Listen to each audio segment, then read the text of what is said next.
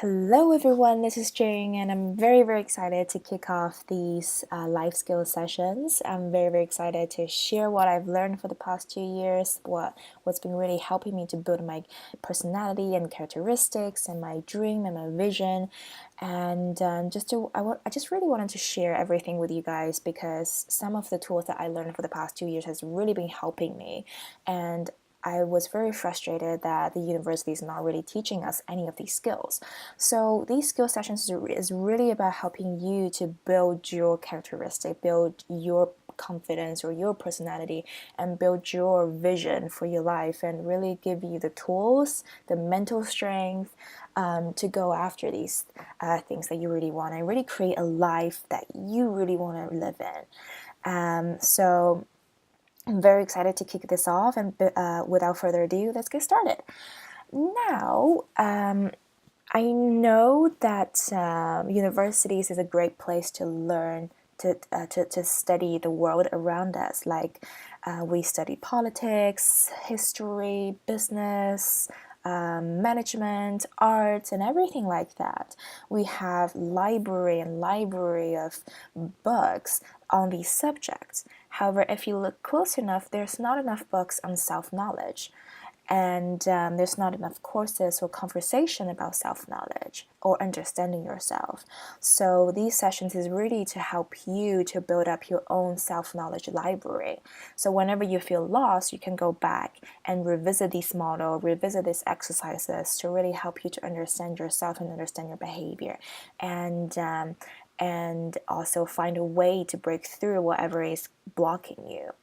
And I want you guys to start thinking about these 3 questions, because these 3 questions are very important. So the first question is, why is self-knowledge important? Okay, and why do you want to know more about yourself, and how would self-knowledge impact your behavior and your life? So I'm not going to answer these questions for you guys because I know everyone have a different answer, and hopefully my intention with these 3 questions is that throughout the sessions and at the end of the session, you'll be able to have your own version of the your own answers. So when I was brainstorming for these sessions, I was really stuck because I really want to make sure that we start off with something with a model, a theory, or exercise that's very practical, that's very easy to understand, but also very essential in understanding ourselves. And when I was brainstorming for these sessions, this particular model comes back, and that model is called the 6 basic human needs. It really explains why we do what we do. So this model is basically about explaining human behavior, because it assumes that human behavior is driven by these 6 basic human needs. So basically, whatever we do is to meet one or more of these needs. Okay, so what are these needs? The first one is certainty.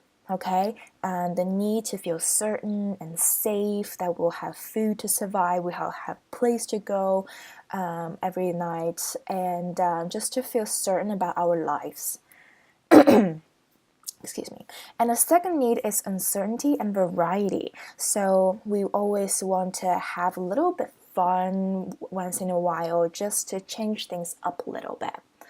And the third need is significance. We always want to feel important. We want to feel, acknowledged by our effort.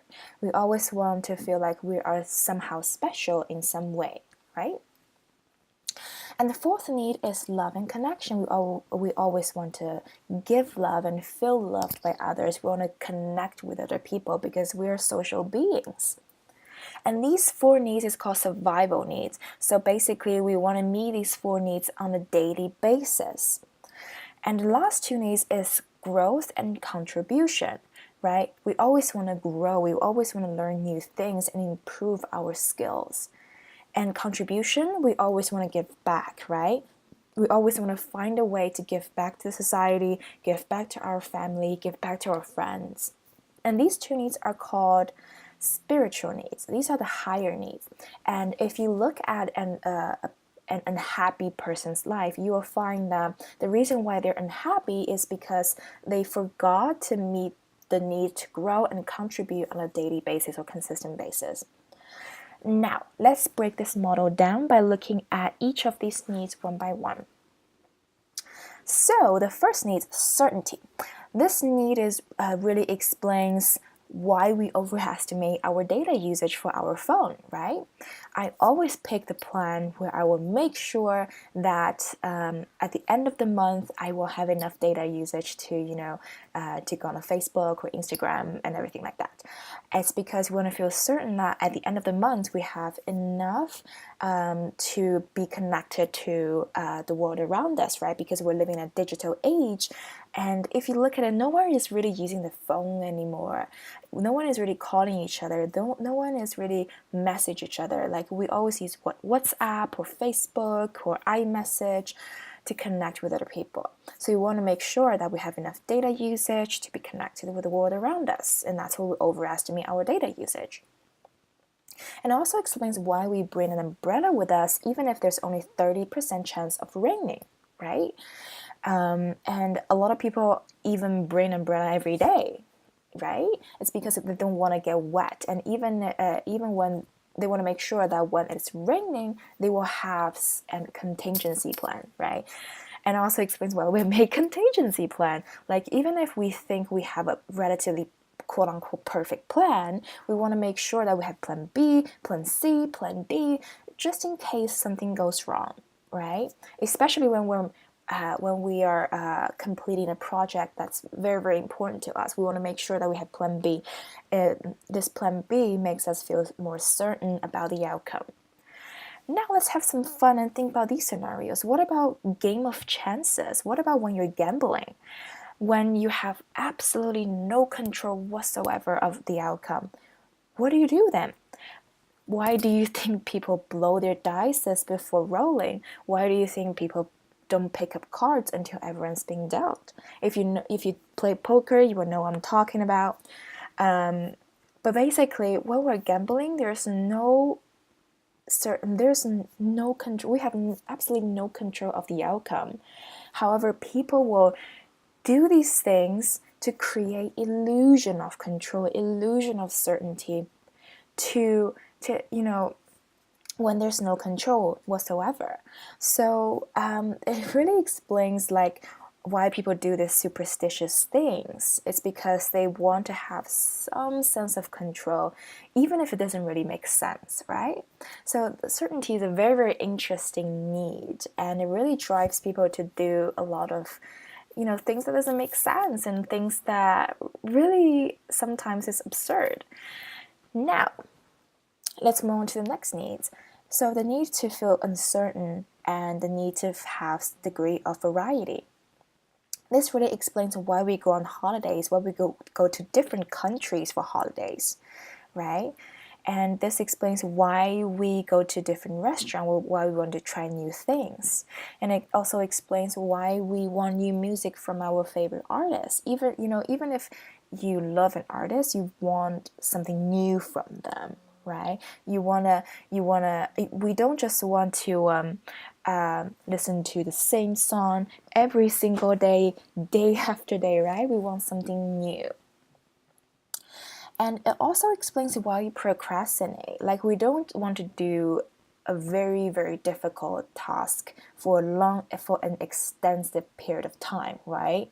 And that's why sometimes we procrastinate. That's why we go on the internet instead of doing our work. We go out instead of doing our work, etc., etc. And also explains why willpower doesn't work. So in psychology, we really have this theory that our willpower is a limited resource. So basically, when we use it up, then we won't have any willpower left for a period of time. And just to demonstrate how it works, let's look at an experiment. Okay. So in this experiment, the participants are assigned to eat either radish or chocolate. And the reason why we do this is because we assume that people need more willpower to eat radish than eat chocolate, right? Because radish is not as tasty as chocolate. And then what they ask them to do is to solve a difficult puzzle afterwards. And what they measure is how long they can persist. And what they found is quite astonishing. So the people who ate radish before solving the puzzle, they only persist for 8 minutes. However, people who had chocolate, it helped them to persist to 18 minutes. Right. Like the reason why I'm sharing with you guys is because willpower really doesn't work. Forcing yourself to do something doesn't really work in the long run, because we need variety, because we need, because willpower is really a limited amount of limited resources. And once we use it up, we need to do something else. We need to relax. We need to, sometimes self-sabotage to create some variety in our lives. And as you can see, even if we are in this experiment, even if we're eating chocolate, we still cannot persist forever, right? It's because we need variety, we need uncertainty, we need different things. So variety and uncertainty really explains why people do risky things, why people, do extreme sports. And in later workshop, you will start to understand why people get violent. It's because they want some variety. Now let's move on to the next need, significance. So this really explains why we show off our knowledge or experience in a conversation. It also explains why, especially dudes, get the bills on a date. They want to, quote unquote, show it off in front of their girls, and when they want to impress their girls, right? And it also explains why we post pictures on Facebook. We want that like, we want that comment, to make us feel, significant. And take a guess, okay? So how much percentage of students do you think they are above average in classes? So how much percentage of students think they are above average in classrooms? 60%. Okay, and the next one is even more astonishing. So how much percentage of students think they are above average with getting along with other people?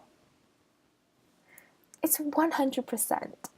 So like in our subconscious mind, we create this illusion of significance that we're better than the average people, right? And these statistics just really, really funny. I found them really, really funny. And it really helps you to understand that even subconsciously, we think, well, at least 60% of us think we are better than other people, which is very, very, very, very silly, but also funny at the same time. Now, the next need is love and connection, and it really explains why we listen to love songs, why we go on networking events, and why we make friends. And really, we're social beings. And the reason why we're social being really comes from our origin. Because if you look at the human history, you will find that as an individual, we're very, very weak in the nature environment, right? We're very weak because our physical makeup is not as strong as a lot of other animals. We can't even run faster than a squirrel. And also we're physically weaker than majority of our species on the planet. However, collectively, when social beings come together, we are so much stronger, we are so much more intelligent than the rest of the species. And that's why humans are dominating the planet at the moment, is because that we collectively, we really can change the world. Collectively, we are so much stronger than any other species on Earth. And that's why that's why until now we still have this tendency to stay in a group, because stay in a group increase our survival chances, right? And even if we're not living in the jungle anymore, even if we're not having tiger chasing us around in the woods, we still have that social needs, because that's in our DNA to connect and to love, and to stay in a group. And this statistic shows that when you're doubling your group of friends, it has the same effect on your well-being as a 50% increase in income. It is huge because we really need good quality relationship in our life to really feel connected and to really feel loved. So this is a need of love and connection. And the final two needs growth and contribution. So this needs really explains why we want to build physical strength, why we want to go to gym or do exercise, even if it is physically painful sometimes, right? And also explains why we're looking for the next challenge or the next project to do. We always want to stretch ourselves because after you overcome a challenge or after you master a certain hobby or certain skills, you really feel proud of yourself, right? And it also explains why we get bored in a repetitive job. You know, a lot of job at the moment is really repetitive, doesn't really challenge you, and that's why a lot of people are unhappy.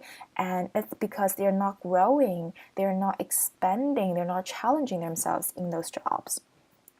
So I really, really like this quote from Tony Robbins. So he says, you know, if we're not growing, we're dying. Again, the reason why if we're not growing, we're dying is because it is what, you know, by how biology works. That's how everything on this planet works. If you look at any plants, if they're not growing, they're dying. If you look at any animals, if they're not growing, they're dying. So if we're not growing our mind, if we're not growing our physical body, we are slowly dying.